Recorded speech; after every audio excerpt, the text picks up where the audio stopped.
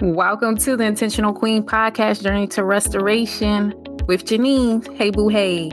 I'm your host. I'm Jineen R. Huff. As a resilient strategist, an author, a mom, a coach, a transformational speaker, and award-winning nurse leader who has personally beat burnout twice and came back, I created this space just for you. The ambitious moms, the nurses, the nurse leaders, and high-achieving women in high-stress roles. Why? Because if you're ready to break free from burnout, reclaim your harmony in life, love, and leadership, and not to mention motherhood, you are in the right place. I want you to have resilience, and I want you to choose yourself more. My book called I Choose Me, The Intentional Guide to Never Losing Yourself Again, was the breakthrough point, and now you're here. In each episode, we explore mindset shifts, empowering truths, and real stories grounded in my signature Bloom framework, right? Because you got to grow to keep going, okay? It's all designed to help you rise without losing yourself. Thank you for pressing play, and let's get into today's conversation.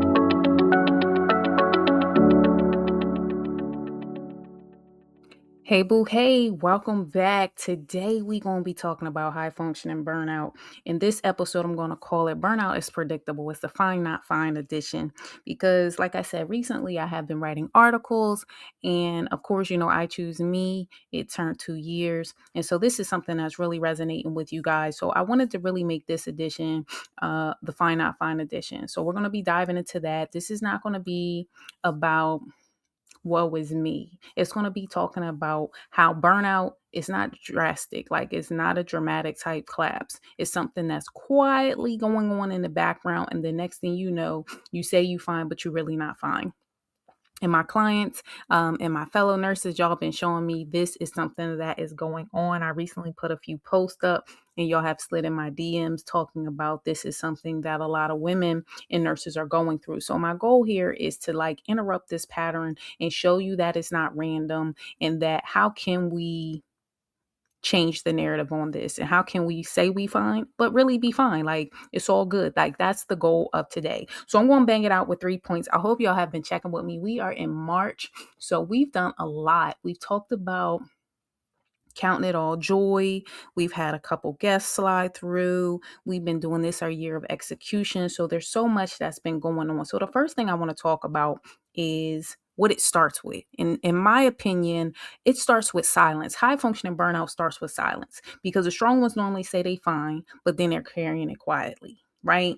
Silence protects reputation, but it shrinks capacity. And most of the time when our capacity, and I've talked about this over the years, is when you look at your capacity, you look at it like water or jugs of water. If one bottle is filled too high and then the other one is filled up high too, it cannot take on as much. So we have to decrease our capacity or figure out a way to expand our capacity. And most of the time that happens when we purge what no longer serves us. So when you figure out what it is that's causing you to shrink, number one, but what's causing your capacity to be overloaded. Because sometimes, as I tell y'all often, it's about backpack. You get to a point where you tell people they have to be able to carry their own weight.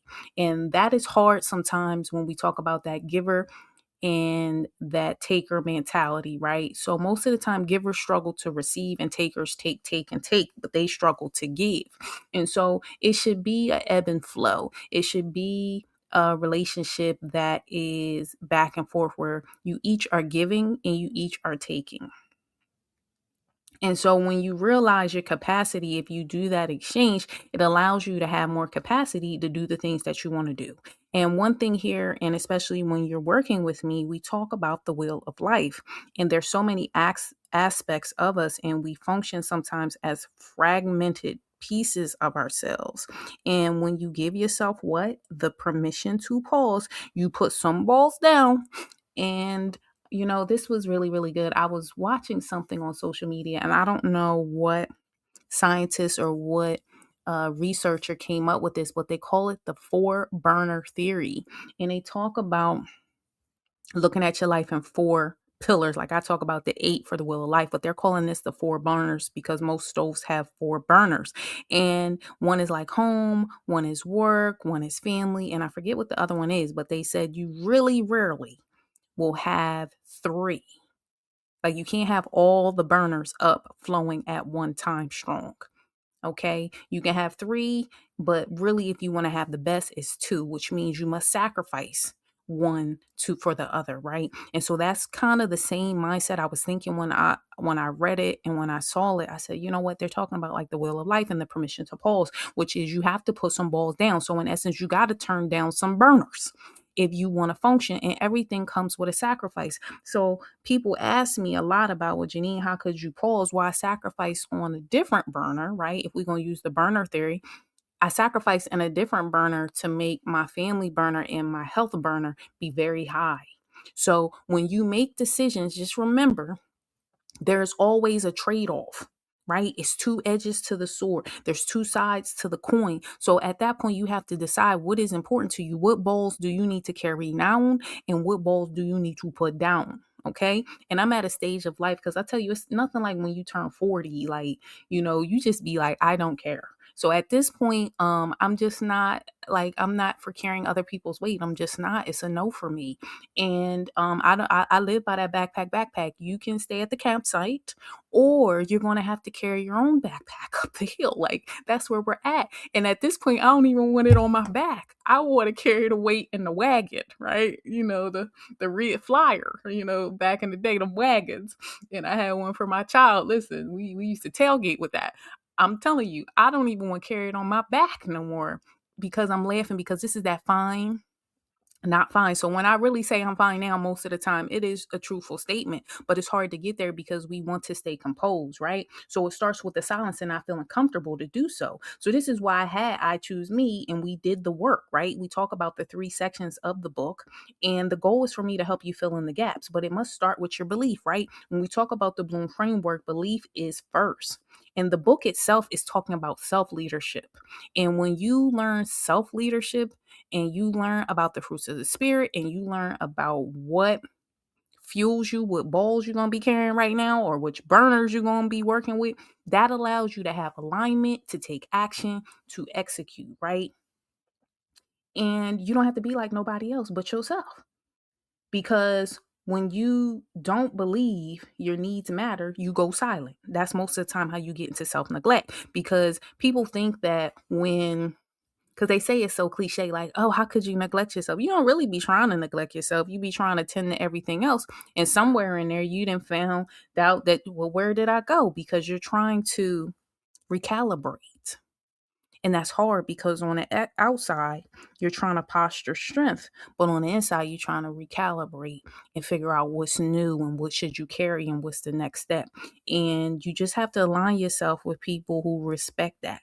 Because like I said about the givers and the takers, right? We talk about that. Sometimes your circle is going to be redefined at each stage of life. And it just comes to a point that you acknowledge, but then you have to accept. Okay. And I believe step one for me is silence is the first thing we notice with burnout. That's why I said burnout is predictable.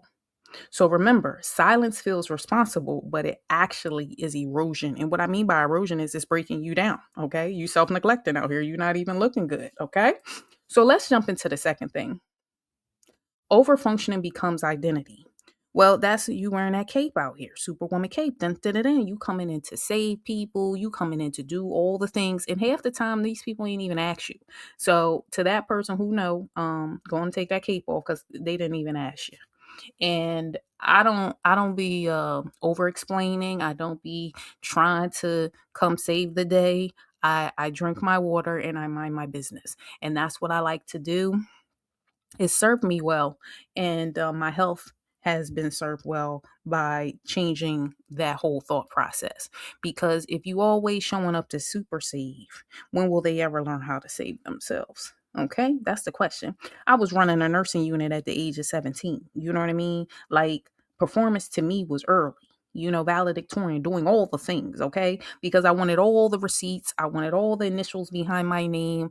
I was talking to somebody about a year ago. They funny. They said, you got the whole alphabet behind your name. Yeah, I do, but I don't live in my titles and idols. And whenever I'm speaking on stages, I tell people, be mindful of that, because you can get caught up. There's something that they even talk about. I know people who've played football, people who were pro basketball, and they told me, like, Neen, it is hard when you stop doing something that you've done for years. Like, they really struggle because their identity has become that. And I believe for me, when I had got injured a while back in nursing, that it was like, what am I going to do now? Because this all I know. Like, there were so many thoughts there, and that's why I learned in that lesson, I don't let my titles become idols, and you are enough in every season. So with burnout, as I said, silence feel responsible, but it's erosion. That's how it leads to self-neglect. But when you overfunction, and it becomes your identity. So when we let that identity go, when you really get clear on who you are and whose you are, it changes your whole game plan. And so when we relate it back to nursing, because I know most of y'all are, because y'all done told me, nursing teaches us competence, but not boundaries. Okay. They teach us that customers and patients go first. So we really struggle with that. So we're trained to check all the clinical boxes, right? But not the recovery box. And so most of my clients are in some type of caregiving space. And most of the time, this is the problem we struggle with: recovery. And that's why the solution was, and I trademarked this thing, but permission to pause. Because when you have that recovery box and you learn boundaries are for you, not for them, and when you learn gates, not walls, it allows overfunctioning not to be your identity anymore. And you can learn how to say no, or it's a no for me, and stand in that thing and feel okay with it. Because people will feel uncomfortable with the boundaries. But remember, there's a difference between rules and boundaries and like expectations. But when I talk about boundaries, that's why I say they're for you, because they're the unsaid. Is what you going to do, is that self-leadership of how you going to handle it. Right? When we talk about rules and expectations, that's putting things onto people to do for you. See, there's a difference. That's why I tell you, you teach people how to treat you. So when you think about boundaries, you think about it from that thing. So you can look successful, you can be promoted, you can be certified, and still be burning out. You know what I mean? You can have all the things. And this is why I tell people, never be jealous of what you think somebody going through, because you don't know the backside of their blessing. You don't know all the things, because speaking on some of them stages, man, they read all my receipts.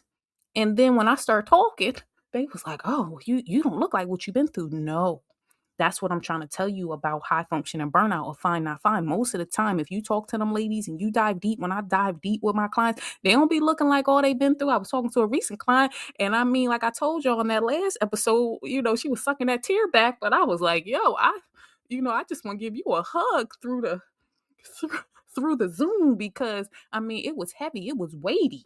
Her life, I'm like, I could not dare, and I don't compare, but I don't even know how. I mean, when she broke it down, I was like, wow, and you don't even look like it. You hear me? So to me, that's what I want you to think about: is it becomes your identity. That's not what we're doing. So when we talk about the Bloom framework, right? We don't just want to focus on achievement. We want to focus on alignment and capacity, right? I'm always talking about, like I said, what is your capacity? Does this align with what you want to do? This is why we talk about harmony. So the goal is you can check every box and still be exhausted. So ask yourself, where am I exhausted? Because that's the box you need to be thinking about. We need to either uncheck it or figure out identifying what is the gap, right? So we can fill it. So let's jump into capacity shrinks before retention breaks. Okay. So retention means staying. Okay.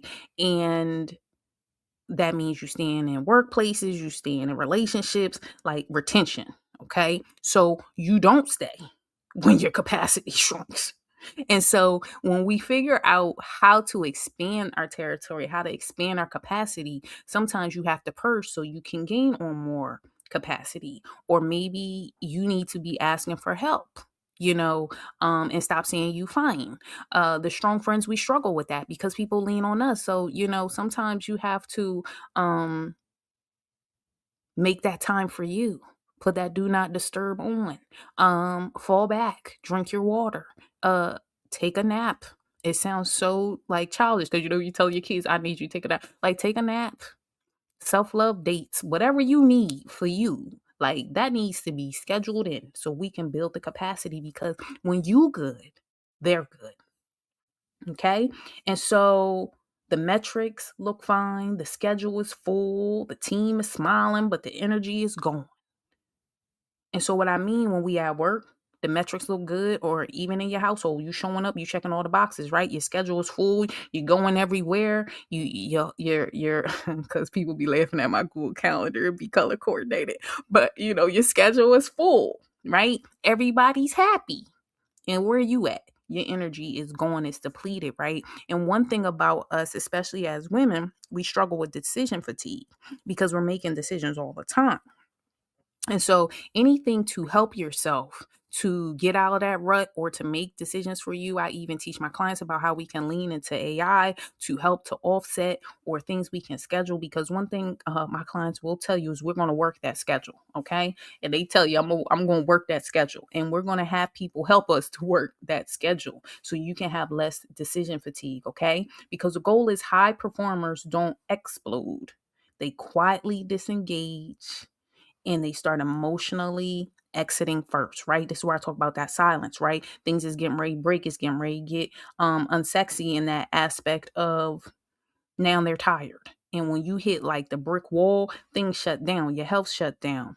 You don't want to go to work, you don't want to sleep, your health cracks. Like it's just so many little things. And next thing you know, something that was so small gains so much big traction that it becomes a volcano, and then you're stuck, right? And this is what I now teach inside my resilience trainings, is that burnout is predictable when recovery disappears. So we have to build that in. And that is talking about self-leadership, that's talking about boundaries, that's talking about how can we keep everybody functioning at their best self, and what, like I talked about earlier about the burners, what are we really focusing on with the burners? And it starts at home before it goes into the workplace. But when we are doing these resilience trainings in the workplace, it is teaching them that you matter in all aspects of your life, and getting to a point of learning your capacity throughout it helps you to navigate spaces more smoothly, more cleanly, and show up as your best self, right?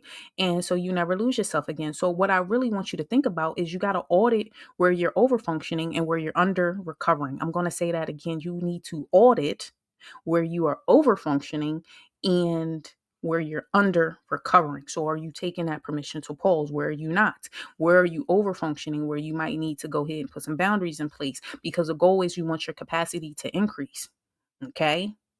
And so as we wrap up, I want you to think about, where are you saying you're fine when you're actually fatigued? Because fatigue is very normal. And then as you are going into different stages of life, that's a whole nother thing, right? This is more to my women when I'm gearing this, is like, them hormones be doing all types of things at different stages of our lives. And that could be adding to your fatigue. Are you taking them vitamins? Are you working out? Are you taking your rest? Like, I mean, it's a big deal. And remember, your health is important. Your mental health is very important, but so is your holistic health. So what are you putting in your body? What are you eating? Are you working out? Like all those type of things add to your fatigue, right? We talked about decision fatigue. So where are you saying you're fine when you're actually fatigued? That's what I mean by that. And so if this conversation hits you, I want you to start with the book, I Choose Me, The Intentional Guide to Never Lose Yourself Again. Like I said, you can get it at buyichoosemebook.com or at Amazon, where hundreds of copies sold. We're global and over 35 five-star book reviews. So that is a good place where you can start. And you can get that today. And if you want weekly reinforcement with me talking about sustainable resilience, you can join the email list at intentionalqueenjourney.com and go ahead and get on the list. You get Mindset Mondays and you find out latest, greatest, and you get the updates of what I'm going to be doing behind the scenes, because burnout isn't random, y'all. It's patterned. Okay. And the goal here is we're going to interrupt that pattern, and then we're going to fill in the gaps. So that's it for this week, guys. I'll see you on the flip side. Bye-bye. I want to thank you, Queen, for investing your time in yourself and in your journey to restoration with me as your host. You know why? Because I hope today's conversation has left you feeling inspired and better equipped for this week ahead with harmony and resilience. Because remember what I tell you, when you are good, they are good. New episodes air every other Thursday. So be sure to follow and subscribe on your favorite podcast platform so you never miss a moment. And if you're really feeling us, I want you to leave us a review so you can help us with our mission to grow and reach more women globally individually, because we are doing big things and you are a part of this community, and I want us all to grow. The conversation doesn't even have to stop here, because you my girl and I want you to hang around. So you can connect with us at our Supportive Bloom community and get resources and exclusive updates when you go to our website at www.intentionalqueenjourney.com. Once again, www.intentionalqueenjourney.com, and you will get our community. You will get the positive, free, sexy talk checklist that you need, and you can just join the email list. So do that today. And you can also find us on our social media pages at Instagram at Intentional Queen Journey, or definitely go over and check out our YouTube channel at Jineen R. Huff TV, where there's over 500 videos of binge-worthy content just for you. And finally, if you found this value in this podcast, please share it with a queen in your life, and consider, like I said, leaving a review. Your support helps this message reach more women who are ready to reclaim their power and bloom in confidence, love, leadership. So until next time, keep blooming, level up your intentional queen to a better you, and I'll see you on the next one. Bye-bye.